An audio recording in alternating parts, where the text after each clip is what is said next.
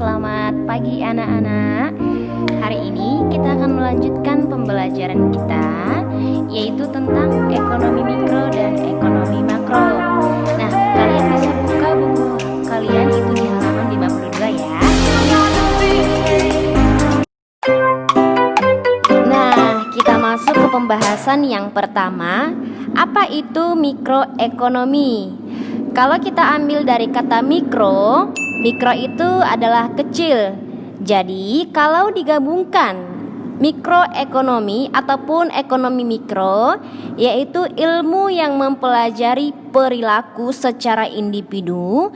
Hal ini bisa saja berarti satu konsumen, satu rumah tangga, satu perusahaan, atau bahkan satu industri loh. Oke, selanjutnya kita masuk ke pembahasan kebijakan ekonomi mikro. Nah, di sini Ibu pilih salah satu contoh. Yang A, dalam membuat keputusan ekonomi ketika menghadapi kelangkaan, maka individu atau perusahaan harus mengambil langkah yang paling tepat. Sebelum memilih alternatif tindakan, harus memilih data yang benar-benar akurat. Nah, contoh misalnya, seorang konsumen itu lebih memilih kombinasi penggunaan barang yang benar-benar tepat. Tujuannya apa? Untuk memperoleh nilai guna yang benar-benar maksimum. Yang kedua, kita misalkan ya. Nah, seorang produsen itu membuat keputusan ekonomi dalam penggunaan faktor-faktor produksi. Kalian sudah tahu kan faktor produksi itu apa-apa aja? Nah, agar apa? Agar dapat menghasilkan hasil produksi yang murah dan bermutu. Setelah pembahasan kebijakan ekonomi mikro, kita lanjut ke asumsi-asumsi ekonomi mikro. Nah, kira-kira asumsi-asumsi ekonomi mikro apa-apa aja ya?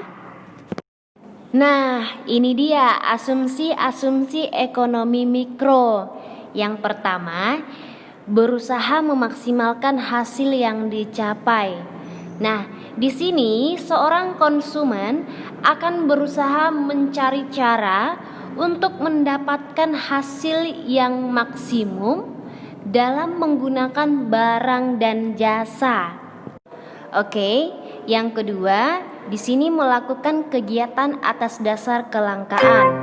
Nah, yang pertama, kalian harus tahu dulu kelangkaan itu apa. Nah, kelangkaan ini adalah kondisi di mana kita tidak mempunyai cukup sumber daya untuk memuaskan kebutuhan kita.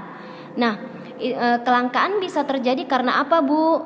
Nah, kelangkaan terjadi karena jumlah kebutuhan lebih banyak dari jumlah barang dan jasa yang tersedia.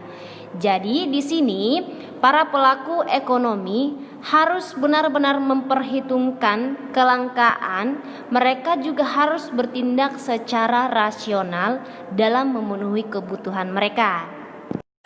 Dan yang terakhir, di sini konsumen dan produsen di sini secara tidak langsung bekerja sama untuk melakukan ekonomi secara rasional. Nah, rasional berarti di sini memperhitungkan untung ataupun ruginya. Jadi konsumen harus mengusahakan kepuasan maksimum, sedangkan si produsen harus memaksimalkan keuntungannya. Jadi seperti itu tentang ekonomi mikro.